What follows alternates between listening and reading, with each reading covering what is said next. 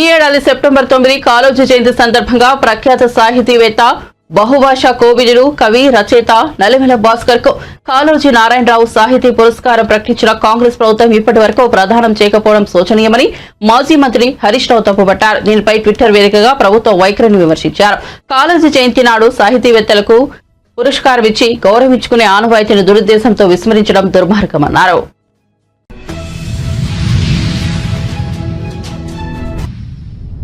దివంగత ప్రధాని ఇందిరాగాంధీ జయంతి సందర్భంగా నెక్లెస్ రోడ్లోని పీవీ మార్క్ వద్ద ఉన్న ఇందిరా విగ్రహానికి డిప్యూటీ సీఎం బట్టి విక్రమార్క, పీసీసీ అధ్యక్షులు మహేష్ కుమార్ గౌడ్ ప్రభుత్వలు పూలమాలలు వేసి నివాళులర్పించారు. ఈ కార్యక్రమంలో మాజీ మంత్రి గీతారెడ్డి, ఎంపీ అనిల్ కుమార్ యాదవ్, శాసనసభ్యులు దానం నాగేందర్, అనిరుద్ రెడ్డి, నాయకులు విజయారెడ్డి, ఇతర కాంగ్రెస్ నాయకులు పాల్గొన్నారు. అటు గాంధీ భవన్ లో జరిగిన ఇందిరాగాంధీ జయంతిలోనూ వారు పాల్గొని చిత్రపటానికి పూలమాలలు వేసి నివాళులర్పించారు. కాంగ్రెస్ పార్టీకి, దేశానికి ఇందిరాగాంధీ చేసిన సేవలను, బలిదానాన్ని స్మరించుకున్నారు. ఇందిరా స్ఫూర్తితో కాంగ్రెస్ శ్రేణులు దేశ ప్రగతిలో పునరంకితం కావాలన్నారు.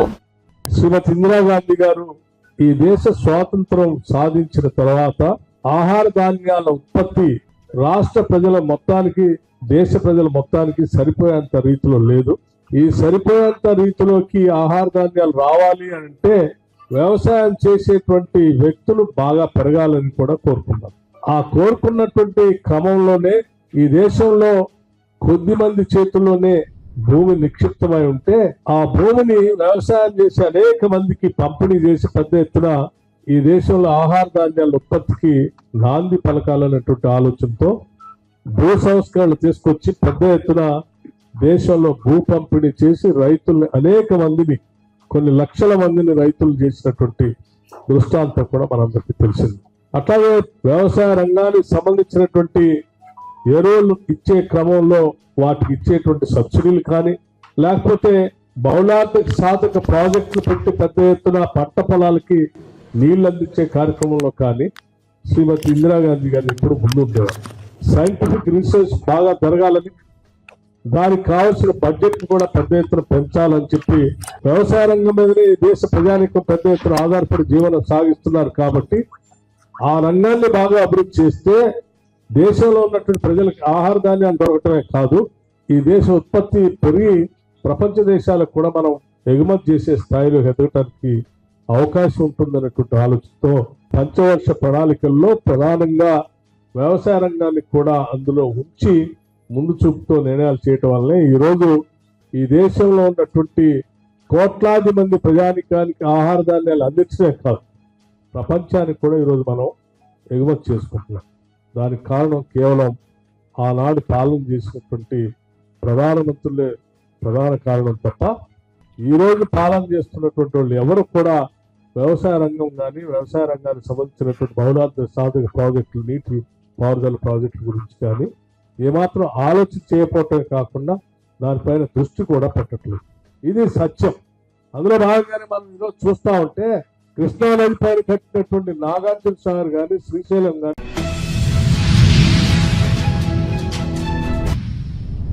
వివేక హత్య కేసులో మరో కీలక పరిణామం చోటు చేసుకుంది. కడప ఎంపీ వైఎస్ అవినాష్ రెడ్డికి సుప్రీం ధర్మాసనం నోటీసులు జారీ చేసింది. వైఎస్ అవినాష్ రెడ్డి బెయిల్ రద్దు చేయాలని వివేక కుమార్తె సునీతారెడ్డి దాఖలు చేసిన పిటిషన్ పై supreme court chief justice Sanjiv Khanna నేతృత్వంలోని ధర్మాసనం విచారణ చేపట్టింది. విచారణ సందర్భంగా కేసులో అప్రూవర్ ను శివశంకర్ రెడ్డి కుమారుడు చైతన్యరెడ్డి ఎదిరించినారని సునీతకు తరపు న్యాయవాది సిద్ధార్థ లూథ్రా కోర్టుకు విన్నవించారు. అదేవిధంగా కేసులో డాక్టర్ చైతన్య రాష్ట్ర ప్రభుత్వాన్ని ప్రతివాదులుగా చేర్చాలని ఆయన కోరారు. ఈ క్రమంలోనే ఎంపీ వైఎస్ అవినాష్ రెడ్డి, శివశంకర్ రెడ్డి కొడుకు చైతన్యరెడ్డికి సుప్రీంకోర్టు నోటీసులు జారీ చేసింది. తదుపరి విచారణను మార్చి 3కు సుప్రీంకోర్టు వాయిదా వేసింది.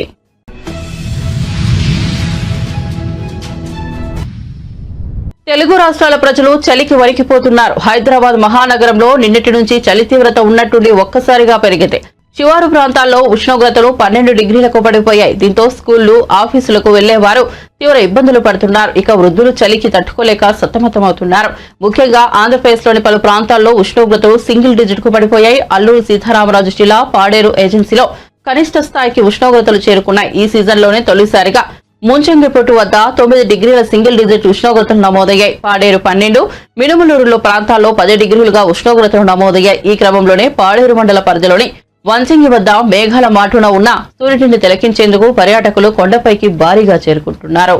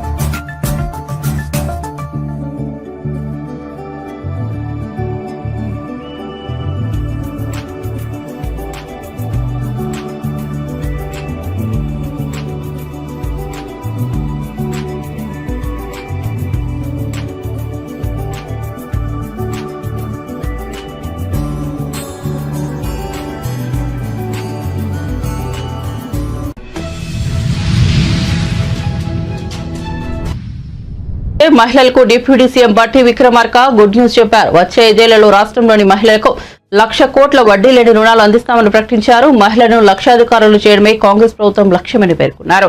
రాష్ట్రంలోని మహిళలను పారిశ్రామికవేత్తలుగా తీర్చిదిద్దే కార్యక్రమం చేపడుతున్నామని తెలిపారు. ఇందులో భాగంగానే సోలార్ పవర్ ప్లాంట్లు ఏర్పాటు చేసే అవకాశం మహిళలకు కల్పిస్తున్నామని స్పష్టం చేశారు. తెలంగాణలో కాంగ్రెస్ అధికారంలోకి వచ్చి ఏడాది కావస్తున్న సందర్భంగా ప్రభుత్వం ప్రజాపాలన, ప్రజా విజయోత్సవ వేడుకలు నిర్వహిస్తోంది. శ్రీమతి ఇందిరాగాంధీ గారి జయంతి. ఈ దేశంలో భూ సంస్కరణ తీసుకొని వచ్చి బ్యాంకులను జాతీయకరణం చేసి రాజభరణాలు రద్దు చేసి 20 సూత్రాల ఆర్థిక కార్యక్రమాన్ని తీసుకొని వచ్చి పేద బడుగు బలహీన వర్గాల ప్రజానికం కోసం పనిచేసినటువంటి భారతరత్న శ్రీమతి ఇందిరాగాంధీ గారు పుట్టినటువంటి రోజు.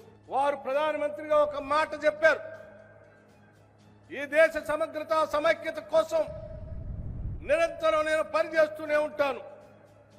ఈ దేశాన్ని విచ్ఛిన్నం చేయడం కోసం కొద్దిమంది స్వార్థపర శక్తులు, ఆటంకవాదులు నా పైన దాడి చేయడం కోసం చేసేటువంటి ప్రయత్నం చేస్తూనే ఉంటారు. ఒకవేళ అదే జరిగితే కూడా నా ఒంట్లో ఉన్నటువంటి ప్రతి రక్తపు బిందువు ఈ దేశ సమగ్రత కోసం, సమైక్యత కోసం, అభివృద్ధి కోసం ఉపయోగపడుతుందని చెప్పి ఈ దేశం కోసం ప్రాణాలు అర్పించిన గొప్ప ధీరోదాత్తురాలు శ్రీమతి ఇందిరాగాంధీ గారు. అటువంటి ఇందిరాగాంధీ గారు పుట్టినటువంటి జన్మదినోత్సవాన్ని పురస్కరించుకొని ఈరోజు కాళోజీ గారికి సంబంధించినటువంటి భవనాన్ని పెద్ద ఎత్తున ప్రారంభోత్సవం చేసుకోవటమే కాకుండా రాష్ట్రంలో సగ జనాభా ఉన్నటువంటి మహిళలందరినీ కూడా కోటీశ్వరులు చేయాలని, మహాలక్ష్మిలాగా పూజించాలని, ఆ పూజించడమే కాంగ్రెస్ పార్టీ ముందున్నటువంటి లక్ష్యం అని చెప్పి కూడా ఎన్నికల ముందు చెప్పినటువంటి వాగ్దానాల్ని నిజం చేస్తూ ఒక్కొక్క పథకాన్ని అమలు చేసుకుంటూ వస్తున్న సంగతి మీ అందరికీ తెలిసిందే. అది ఉచితంగా బస్సు రవాణా కావచ్చు, లేకపోతే దాదాపు 25,000 కోట్ల రూపాయలు ఒక సంవత్సరానికే వడ్డీ లేని రుణాలు ఇచ్చి రాబోయే 5 సంవత్సరాలలో 1,00,000 కోట్ల రూపాయలు మహిళలకు వడ్డీ లేని రుణాలు ఇవ్వాలనేటువంటి ఆలోచన కావచ్చు.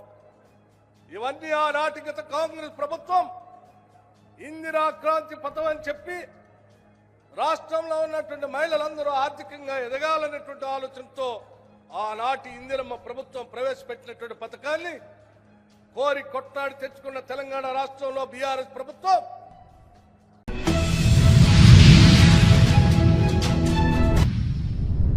రాష్ట్రంలో 60 లక్షల మంది మహిళలను వ్యాపారులుగా మార్చాలన్నదే తమ ప్రభుత్వం లక్ష్యమని మంత్రి సీతక్క స్పష్టం చేశారు. తెలంగాణలో కాంగ్రెస్ అధికారంలోకి వచ్చి ఏడాది కావస్తున్న సందర్భంగా ప్రభుత్వం ప్రజాపాలన, ప్రజా విజయోత్సవ వేడుకలు నిర్వహిస్తోంది. ఇందులో భాగంగా మంగళవారం వరంగల్లోని ఆర్ట్స్ కాలేజీ ప్రజాపాలన, ప్రజా విజయోత్సవ తొలి సభ నిర్వహించారు. ఈ సభకు హాజరైన మంత్రి సీతక్క మాట్లాడుతూ రాష్ట్రంలోని మహిళలపై భారం పడకూడదని తమ ప్రభుత్వం భావిస్తోందని, ఇందులో భాగంగానే గ్యాస్ సిలిండర్పై రాయితీ ఇచ్చి భారం తగ్గించామని పేర్కొన్నారు. అదే కాకుండా మరి గత ప్రభుత్వాలలో కనీసం ఒక్క బుగ్గ కూడా ఫ్రీగా ఇచ్చినటువంటి దాఖలాలు లేదు. కానీ 200 యూనిట్ల కరెంటును ఈ రోజు ప్రతి గృహానికి అందించి మహిళల మీద భారం పడకుండా చేస్తున్నటువంటి ప్రభుత్వం సీఎం రేవంత్ రెడ్డి గారి యొక్క ప్రభుత్వం. అందుకనే ఒక్కసారి ఆలోచించాల్సిన అవసరం ఉంది. మనం మార్చి 12వ తారీఖు నాడు హైదరాబాద్ లో 1,00,000 మంది మహిళలతో ఆ రోజు మనం మీటింగ్ ఏర్పాటు చేసుకోవడం జరిగింది. బతుకమ్మ అంటే ఒక్కసారే వస్తుంది, కానీ ఈ రోజు తెలంగాణలో ఉన్నటువంటి ఆడపడుచులకు ఇది 2వ బతుకమ్మగా మనం జరుపుకుంటా ఉన్నాం. ఆ రోజు మహిళలందరికీ మరి ఇన్సూరెన్స్ పెడతాం, ఏదైనా ప్రమాదంలో చనిపోతే 10 లక్షలు ఇస్తామని చెప్పడం జరిగింది సీఎం గారు. దాని ప్రకారంగా ఇప్పటి వరకు చనిపోయినటువంటి వారికి 35 కోట్ల రూపాయలను ఈ రోజు చెక్కుల రూపంలో ఇవ్వడం జరుగుతుందని కూడా ఈ సందర్భంగా తెలియజేస్తా ఉన్నాను. ఇవాళ అంబేద్కర్ గారి యొక్క స్ఫూర్తి మా అందరికి ఉంది, మన ప్రభుత్వానికి ఉంది. ఏ ప్రపంచం అయితే, ఏ దేశం అయితే, ఏ సమాజంలో అయితే మహిళలు ప్రగతి పదంలో ఉంటారో ఆ సమాజం అభివృద్ధి చెందినట్టుగా, ఆ సమాజం అభివృద్ధి చెందిందనడానికి కొలమానిక మహిళా అభివృద్ధి. కాబట్టి దాన్ని లక్ష్యంగా పెట్టుకొని ఆ రోజు వైఎస్ఆర్ గారు మహిళల్ని లక్షాధికారులను చేయాలని పావుల వడ్డీ పథకం తీసుకురావడం జరిగింది. ఈ రోజు సీఎం రేవంత్ రెడ్డి గారు కోటి మంది మహిళలను కోటీశ్వర్లను చేయాలటువంటి లక్ష్యంతో ఇవాళ మహిళలందరికీ కూడా మరి బ్యాంక్ లింకేజీలతో పాటు ఎలాంటి వడ్డీ మీ మీద లేకుండా ప్రభుత్వం భరిస్తా ఉంది. ఈ రోజు మహిళలందరికీ 21,446 కోట్ల రూపాయలను బ్యాంక్ లింకేజ్ ద్వారా ఎలాంటి రూపాయి భారం వడ్డీ భారం లేకుండా ఈ రోజు మీకు చెక్కులు అందజేయడం జరుగుతా ఉంది. హిందూయేతర ఉద్యోగులను బదిలీ చేయడం లేదా వీఆర్ఎస్ తీసుకునే అవకాశం కల్పించాలన్న తిరుమల తిరుపతి దేవస్థానం బోర్డు నిర్ణయాన్ని హృదయపూర్వకంగా స్వాగతిస్తున్నామని AP BJP chief Daggubati Purandeswari హర్షం వ్యక్తం చేశారు. ఇప్పటికే అంశాన్ని బీజేపీ డిమాండ్ చేసి ఉందని, టీటీడీ ఈ మేరకు నిర్ణయం తీసుకోవడం హిందూ ధర్మ పరిరక్షణకు మేలు చేస్తుందన్న విశ్వాసాన్ని వ్యక్తం చేశారు. ఈ నిర్ణయాన్ని తీసుకున్న టీటీడీ నూతన పాలక మండలి చైర్మన్ బీఆర్ నాయుడును తాను అభినందిస్తున్నానన్నారు. ఉన్నటువంటి పరిస్థితి ఉంటుంది కాబట్టి సంపూర్ణంగా అవగాహన ఉంటూ హిందూ ధర్మం పట్ల గౌరవం ఉండేటువంటి హిందువుల్ని అక్కడ ఉన్నటువంటి బాధ్యతల్లో నియామకం చేయాలి అనేటువంటి ఆలోచన నిర్ణయం ఏదైతే టీటీడీ బోర్డు చేసిందో దాన్ని సంపూర్ణంగా భారతీయ జనతా పార్టీ ఇవాళ దాన్ని స్వాగతిస్తుంది. అది మాత్రమే కాదు, 4-5 నెలల క్రితం ఆనాడు హిందూయేతరులు బోర్డులో ఉండకూడదు అనేటువంటి అంశాన్ని ప్రజల వద్దకి తీసుకుని వెళ్ళి ఒక మూవ్మెంట్ భారతీయ జనతా పార్టీ చేయటం జరిగింది. గుళ్ళ వద్దకు వెళ్ళి అక్కడ బల్లా కుర్చీ వేసుకుని భారతీయ జనతా పార్టీ కార్యకర్తలు గుళ్ళకు వచ్చినటువంటి భక్తుల దగ్గర నుండి సంతకాల సేకరణ చేశారు. దాని వెనకాల ఉన్నటువంటి ఆలోచన ఏమిటంటే, ఇవాళ ఏదైతే బీఆర్ నాయుడు గారు బోర్డు నిర్ణయం చేసిందో హిందూయేతరులు ఎవరూ కూడా బోర్డులో కావచ్చు, అదేవిధంగా అక్కడ బాధ్యతలు ఉండకూడదు అనేటువంటి విషయం, అదే విషయాన్ని ఆనాడే భారతీయ జనతా పార్టీ ఒక సైలెంట్ మూవ్మెంట్గా తీసుకోవటం జరిగింది. దానికి అద్భుతంగా ప్రజల నుండి కూడా మాకు సానుకూలమైనటువంటి స్పందన కూడా రావడం జరిగింది. కనుక ఇవాళ చేసినటువంటి నిర్ణయం భారతీయ జనతా పార్టీ ఎప్పుడో ప్రారంభించినటువంటి మూవ్మెంట్ కాబట్టి దీన్ని ఖచ్చితంగా భారతీయ జనతా పార్టీ స్వాగతిస్తుందని చెప్పి తెలియజేస్తున్నాను. అది మాత్రమే కాకుండా అక్కడ ఆల్రెడీ ఉన్నటువంటి వారు ఎవరైతే హిందూయేతరులు ఇప్పటికే ఉన్నారో వారికి వాలంటరీ రిటైర్మెంట్ తీసుకునేటువంటి అవకాశం, అదేవిధంగా రెవెన్యూ డిపార్ట్మెంట్కి తిరిగి వెళ్ళేటువంటి అవకాశాన్ని వారు ఇచ్చినటువంటి సందర్భంలో వారిని ప్రత్యేకించి ఈ విషయం మీద కూడా అభినందిస్తున్నాను. ఇది మాత్రమే కాకుండా తిరుపతిలో ఉన్నటువంటి ప్రజలకి ప్రతి నెల మంగళవారం వారు వెళ్ళి స్వామివారి దర్శనం చేసుకోవచ్చు అనేటువంటి నిర్ణయం ఏదైతే తీసుకున్నారో ఇది నిజంగా ప్రతి ఒక్కరూ కూడా అభినందించదగ్గ విషయం. ఎందుకంటే స్వామివారు అక్కడే ఉంటారు కాబట్టి అన్ని విధాలా కూడా అక్కడ స్వామివారికి అంటే కావలసినటువంటి అన్ని వస్తువులు అదేవిధంగా సామగ్రి కూడా అక్కడ ఉన్నటువంటి ప్రజలు సమకూరుస్తారు కాబట్టి ఆ రకమైనటువంటి అవకాశం వారికి అందించడం అనేది, తిరుపతి వాసులకు అందించడం అనేది ఇది నిజంగా ప్రతి ఒక్కరూ స్వాగతించడం మాత్రమే కాకుండా ఇది హర్షించదగ్గ విషయంగా నేను భావిస్తూ నాయుడు గారిని అదేవిధంగా టీటీడీ బోర్డుని నేను హృదయపూర్వకంగా అభినందిస్తున్నాను. Save a life. Download UBlood app. UBlood for the new blood.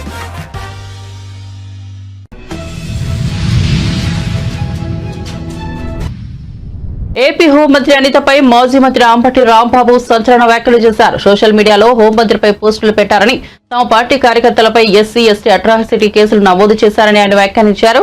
హోంమంత్రి కులమేంటో తనకు తెలియదని, తాను బైబిల్ పట్టుకు తిరుగుతానని ఆమె చెప్పారని తెలిపారు. తమ పార్టీ కార్యకర్తలపై కేసులు పెట్టేసరికి ఆమె ఎస్సీ అయిపోయారని విమర్శించారు. ప్రభుత్వ తప్పులకు ప్రశ్నిస్తే దుర్మార్గమైన ప్రయత్నాలు చేస్తున్నారని అంబటి వ్యాఖ్యానించారు.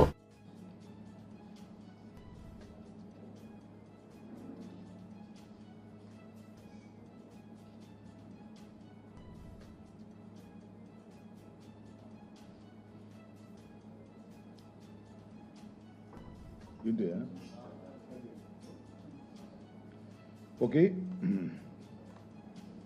ఈరోజు శాసనసభలో గౌరవ ముఖ్యమంత్రి నారా చంద్రబాబు నాయుడు గారు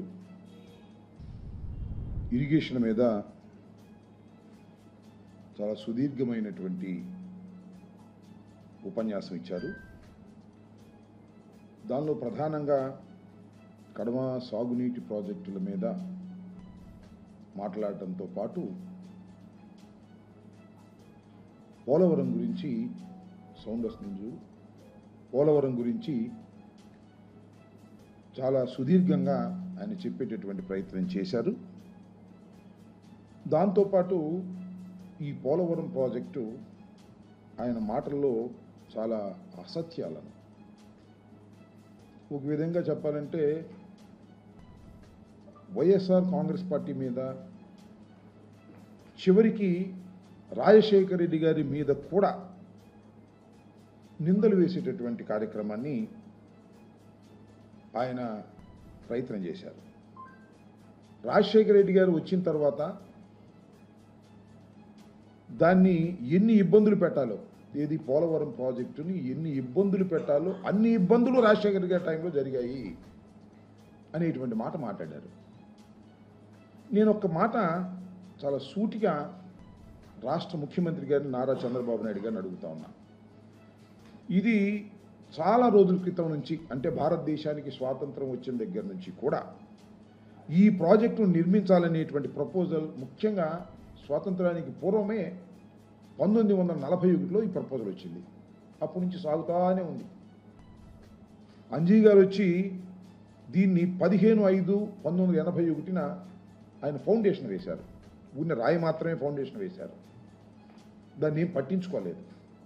చంద్రబాబు నాయుడు గారు వాళ్ళు చెప్తున్నారు కదా,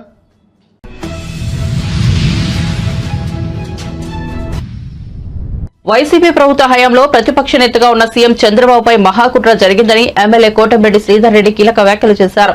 స్కిల్ డెవలప్మెంట్ లో పొరపాట్లు జరిగినట్లు తాను ఎప్పుడూ చెప్పలేదని ఓ విశ్రాంత ఐఏఎస్ అధికారి పివి రమేష్ స్పష్టం చేశారన్నారు. స్కిల్ డెవలప్మెంట్ కేసులో చంద్రబాబును జైల్లో పెట్టేందుకు అప్పటి సీఎం జగన్ హస్తం ఉందని ఆయన చెప్పారన్నారు. సిఐడి, సీఎంఓ, స్కిల్ డెవలప్మెంట్ ఆఫీసులలో ఏకకాలంలో ఫైళ్లు మాయమవడానికి సీఎం జగన్ హస్తం ఉంటేనే సాధ్యమని సదరు ఐఏఎస్ అధికారి అభిప్రాయపడ్డారన్నారు. స్వయంగా సీనియర్ ఐఏఎస్ అధికారి, విశ్రాంత ఐఏఎస్ అధికారి పివి రమేష్ గారు చాలా స్పష్టంగా చెప్పారు. అధ్యక్ష, గత రాత్రి ఏబిఎన్ బిగ్ డిబేట్ లెవెల్ వచ్చే అంశాలని ఈ రోజు ఆంధ్రజ్యోతిలో ప్రముఖంగా వచ్చాయి. అధ్యక్ష, దీంట్లో పివి రమేష్ గారు చెప్పినటువంటి మాట ఏమిటంటే, నేను ఏనాడు కూడా స్కిల్ డెవలప్మెంట్ కేసులో పొరపాటు జరిగింది అని చెప్పలేదు. స్కిల్ డెవలప్మెంట్ కేసులో ఆ యొక్క చంద్రబాబు నాయుడు గారిని జైల్లో పెట్టేదానికి ఆనాటి ముఖ్యమంత్రి జగన్మోహన్ రెడ్డి గారు ఫైళ్లు మాయం చేశారు. ఎందుకంటే ఏకకాలంలో 3 దగ్గరలో స్కిల్ డెవలప్మెంట్ లో, సిఐడిలో, సీఎంఓలో అంతా కూడా ఫైళ్లు మాయమని, ఈ మాయం కావాలంటే సీఎం ఆఫీస్ లో ఉండే పెద్దల జోక్యం ఉంటేనే సాధ్యం అవుతుందని చెప్పని వారు స్పష్టంగా చెప్పారు. అధ్యక్ష, మరి ఈ రోజు చంద్రబాబు నాయుడు గారి మీద జరిగినటువంటి కుట్ర ఒక వ్యక్తి మీద జరిగిన కుట్ర కాదు. అధ్యక్ష, ఒక హై ప్రొఫైల్ వ్యక్తి మీద ఇంత పెద్ద కుట్ర జరిగితే ఇక ప్రజల మీద ఇలాంటి కుట్రలు ప్రభుత్వ ప్రోద్బలంతో జరుగుతాయి. గత వైఎస్ఆర్ కాంగ్రెస్ పార్టీ లాంటి ప్రభుత్వాలు మళ్లీ భవిష్యత్తులో అవకాశం వస్తే ఇలాంటి కుట్రలు జరుగుతాయి. చాలా స్పష్టంగా చెప్పారు. అధ్యక్ష, చాలా స్పష్టంగా పివి రమేష్ గారు కొత్తగా ఈ రోజు చెప్తున్నారు. అధ్యక్ష, గతంలో చంద్రబాబు నాయుడు గారిని అరెస్ట్ చేసినప్పుడు పివి రమేష్ గారు, అయ్యా వైఎస్ఆర్ కాంగ్రెస్ పార్టీలో అధికారులు additional advocate general PV Ramesh గారి వాంగ్మూలం ఆధారంగా చంద్రబాబు గారి మీద కేసు రిజిస్టర్ చేశామని చెప్తున్నారు. ఇది అవాస్తవం. స్కిల్ డెవలప్మెంట్ లో ఎలాంటి పొరపాట్లు జరగలేదు. కొన్ని లక్షల మందికి మేళ్లు జరిగాయి. నా యొక్క స్టేట్మెంట్ ని ఫ్యాబ్రికేట్ చేస్తున్నారని అదే మాట రాత్రి కూడా చెప్పారు. అధ్యక్ష, ఒక సీనియర్ విశ్రాంత అధికారి కేసుని, వాంగ్మూలాన్ని ఫ్యాబ్రికేట్ చేశారంటే, తప్పుదారి పట్టించారంటే ఇది ఒక మహాకుట్ర. అధ్యక్ష, దీని మీద ప్రభుత్వం స్పందించాలా మిమ్మల్ని కూడా అడుగుతున్నాను. అధ్యక్ష, నేను ఎందుకంటే సభానాయకుడు ముఖ్యమంత్రి గారి మీద గౌరవ మర్యాదలకు సంబంధించి 53 రోజులు జైల్లో దుర్మార్గంగా పెట్టిన కుట్రకు సంబంధించి స్వయంగా విశ్రాంత ఐఏఎస్ అధికారి డీజీపీ గారికి లేఖ రాశారు. విశ్రాంత ఐఏఎస్ అధికారి దీని మీద విచారణ చేయమని డీజీపీ. తెలుగు రాష్ట్రాల్లో సంచలనం సృష్టించిన మదనపల్లె ఫైళ్ల దగ్ధం కేసు వ్యవహారం శాసనమండలిని కుదిపేసింది. ఫైళ్ల దగ్ధం వెనుక వైసీపీ పెద్దలు ఎవరున్నారనే విషయంలో శాసనమండలిలో టీడీపీ సభ్యులు ప్రశ్నలు లేవనెత్తారు. ఈ సందర్భంగా మంత్రి అనగాని సత్యప్రసాద్ మాట్లాడుతూ మదనపల్లి ఫైళ్ల దహనం కేసులో ఎంతటి వారు ఉన్నా వదిలిపెట్టే ప్రసక్తే లేదన్నారు. 22/7/2021 2024 తెల్లవారుజామున 12 గంటల ప్రాంతంలో ఏదైతే జరిగిందో అధ్యక్ష, అగ్ని ప్రమాదం అధ్యక్ష. తర్వాత అధ్యక్ష మా నాయకులందరూ కూడా అక్కడికి వెళ్ళటం, డీజీపీ గారు అవ్వచ్చు, మా స్పెషల్ సిఎస్ గారు అవ్వచ్చు, అక్కడికి వెళ్ళిన తర్వాత తేల్చేది క్లియర్ గా ఘటన జరగడానికి ఎట్టి పరిస్థితుల్లో కూడా ఎలక్ట్రిక్ షార్ట్ సర్క్యూట్ అనేది జరగలేదు. ఇది కేవలం కుట్రపూరితం జరిగిందని చెప్పేసి నిర్ధారించారు అధ్యక్ష. ఎందుకంటే అధ్యక్ష సీసీ కెమెరా అప్పుడే పనిచేయకపోవడం, దోమలు నివారించాల్సినటువంటి కాల్చే కడ్డీలన్నీ కూడా అక్కడ ఎక్కువ మోతాదులో స్టాక్ పెట్టడం, అలాగే ఏదైతే మోటార్ ఆయిల్ ఏ ఆఫీస్ లో కూడా మోటార్ ఆయిల్ పెట్టకూడదు కానీ సీనియర్ అసిస్టెంట్ కావాలని మోటార్ ఆయిల్ అక్కడ పెట్టడం, ఇవన్నిటి కూడా నిర్లక్ష్యానికి నిదర్శనం అధ్యక్ష. అందుకే అధ్యక్ష ఏదైతే కెమికల్స్ కూడా వాడారు అని చెప్పేసి ఫైర్ ఆఫీసర్స్ అంతా కూడా ఒక నిర్ధారణకు వచ్చిన తర్వాత అధ్యక్ష దాన్ని సిఐడి ఇవ్వడం జరిగింది అధ్యక్ష. అధ్యక్ష ఈ ఘటన జరిగిన తీరుపై ప్రాథమికంగా అంచనా ప్రకారం మాజీ RDO MS Murali, P Ramachandra Reddy అంటే పిఏ తుకారాం ఆదేశాల మేరకు గౌతమ్ తేజ్ నాయుడు ఫైలు దహనం చేశారని చెప్పేసి తేలింది అధ్యక్ష. వీరంతా మాజీ మంత్రి గారి అనుచరులుగా ఉన్నారు. అయితే ఈ నేరారోపణ ఆధారాలు సహా విచారణ సిఐడి నిరూపించాల్సి ఉంది. అయితే అధ్యక్ష ఇప్పుడు పెద్దలు అడిగినట్టుగా అధ్యక్ష మదన్పల్లిలో రీవెరిఫికేషన్ అధ్యక్ష టోటల్ ల్యాండ్స్ అధ్యక్ష 13,445 ఎకరాలు ఉంటాయి అధ్యక్ష. లా ప్రకారంగా జరిగింది 8,882 అధ్యక్ష. లా ప్రకారం కాకుండా అన్లాఫుల్ గా జరిగింది 4,563 అధ్యక్ష. అలాగే అధ్యక్ష అసైన్డ్ భూమి ఫ్రీ హోల్డ్ అయింది అధ్యక్ష, రిజిస్టర్ అయినాయి 731 అధ్యక్ష. దాంట్లో అన్లాఫుల్ గా 200 అయినాయి అధ్యక్ష. అలాగే అధ్యక్ష పెద్ద అడిగినట్టుగా reverification of assigned lands from made freehold 48,000లో 25,000 లాఫుల్ గా అయితే 23,000 అన్లాఫుల్ గా జరిగినాయి అధ్యక్ష. నేను ఎందుకు చెప్తాను అంటే అధ్యక్ష ఈ కుట్రకి మూల కారణం ఇక్కడే ఉంది అధ్యక్ష. ఏదైతే అన్లాఫుల్ గా చేశారో అవన్నీ బయటపడతాయని చెప్పేసి ఒక దురుద్దేశంతో ఇవన్నీ లింకులు కట్ చేయాలని చెప్పేసి సాక్ష్యాన్ని బూడిద చేశారు అధ్యక్ష. తప్పకుండా ఏదైతే బూడిద చేసినా కూడా మా కూటమి ప్రభుత్వం పటిష్టంగా ఉంది, మా అధికారులు పటిష్టంగా పనిచేస్తా ఉన్నారు, మా అధికారులు కూడా అక్కడికి వెళ్ళారు. తప్పకుండా సాక్షులను పట్టుకుని ఆ బూడిద నుంచి కూడా బయటకు తీసుకొస్తారు అధ్యక్ష. ఏదైతే 2,443 ఫైల్స్ దగ్ధమైనాయో బ్యాక్వర్డ్ ఫార్వర్డ్ ఇంటిగ్రేట్ చేసుకుని అన్ని ఫైల్స్ కూడా రిట్రీవ్ A to Z అన్ని కూడా రిట్రీవ్ చేశాం అధ్యక్ష. దాంట్లో ఉన్న దోషులు ప్రతి ఒక్కరిని కూడా వాళ్ళు చెప్తా ఉన్నారు, పేరు చెప్పొద్దని, కానీ తప్పకుండా ప్రతి ఒక్క దోషుల్ని కూడా రాబోయే రోజుల్లో మా సిఐడి అరెస్ట్ చేస్తున్నారు అధ్యక్ష.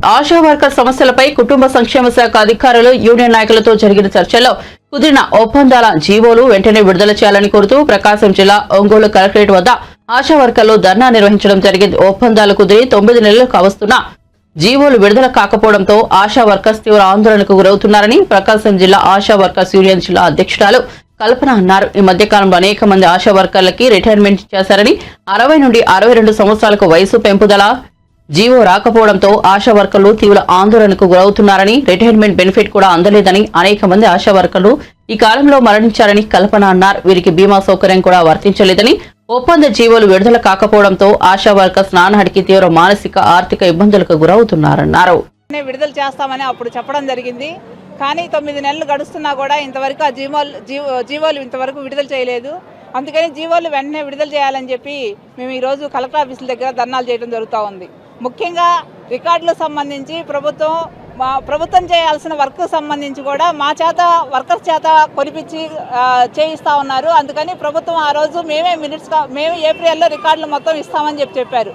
ఇంతవరకు ఇవ్వలేదు. ఇవ్వకపోగా రోజుకొక సర్వేల పేరుతోటి చాలా ఎన్ని రకాల సర్వేలు చేస్తే అన్ని రకాలు వీళ్ళ చేతే పుస్తకాలు కొనిపించి చేయించే పని చేస్తూ ఉన్నారు. రెండో వైపున వీళ్ళకి ఏదైతే చెప్పారో ప్రభుత్వం ఏదైతే చెప్పిందో 60 సంవత్సరాల నుంచి 62 సంవత్సరాలకి వీళ్ళ వయసు పెంచుతామని చెప్పింది. ఇంతవరకు కూడా ఫిబ్రవరి నుంచి ఇప్పటికి చాలా వందలాది మంది ఆశా వర్కర్స్ రిటైర్ అయ్యారు. రిటైర్ అయిన వాళ్ళకి 60 సంవత్సరాల నుంచి 60 చాలా మంది దీనికి అనవసరంగా కాలపరిమితి లేకుండా పోయింది. అట్లాగకుండా రిటైర్ అయిన వాళ్ళకి 60,000 ఇస్తానని చెప్పి మినిట్స్ కాపీలో చెప్పడం జరిగింది. ఈ ఒక్కరికి కూడా ఈ ఫిబ్రవరి నుంచి జరిగిన రిటైర్ అయిన వాళ్ళకి ఒక్కరికి కూడా 60,000 ఇవ్వకుండా పంపారు. అదే కాకుండా తను ఆ రోజు చెప్పింది ఏంటంటే, మేము ఆశా వర్కర్ చనిపోతే సహజ మరణం అయితే 2 లక్షలు ఇస్తామని చెప్పారు, యాక్సిడెంట్ డెత్ అయితే 6 లక్షలు ఇస్తామని చెప్పారు. కానీ అది కూడా ఎక్కడా అమలు జరగట్లా. అంతేకాకుండా ఈరోజు వేతనాలకు సంబంధించి ఇప్పటికి 2019లో పెరిగినాయి, ఇప్పటిదాకా పెరగల. ధరలు చూస్తేనేమో రోజు పెరుగుతూ ఉన్నాయి, వీళ్ళ వేతనాలు మాత్రం చాలా తక్కువగా ఉంటున్నాయి. ఈ 10,000 వేతనంతో కుటుంబాలు గడవడం చాలా కష్టంగా ఉంది. పెరుగుతున్న ధరలకు అనుగుణంగా వీళ్ళు వేతనాలు పెంచాల్సిన అవసరం ఉంది. అంతేకాకుండా టీఎల్ రూపంలో వీళ్ళకి అన్నీ కూడా వీళ్ళ సొంత డబ్బులు ఖర్చు పెట్టుకొని 3,000, 4,000 రూపాయలు పనిచేయాల్సి వస్తుంది. వీళ్ళందరికీ కూడా ఇవ్వాల్సిన అవసరం ఉంది. అందుకని ప్రభుత్వం ఏవైతే మాకు ఇస్తామని చెప్పిందో ఫిబ్రవరి 9వ జరిగిన చర్చలో మినిట్స్ కాపీలు ఏవైతే ఇచ్చారో అవన్నీ జీవోల రూపంలో వెంటనే విడుదల చేయాలని చెప్పి ఈ కలెక్టర్ ఆఫీస్ దగ్గర జరుగుతున్న ఒకవేళ ఇప్పుడు కానీ పరిష్కారం చేయకపోతే రాబోయే రోజుల్లో ఇంకా పెద్ద ఎత్తున మేము ధర్నాలకు పిలిపిస్తామని చెప్పి మేము తెలియజేస్తా ఉన్నాం.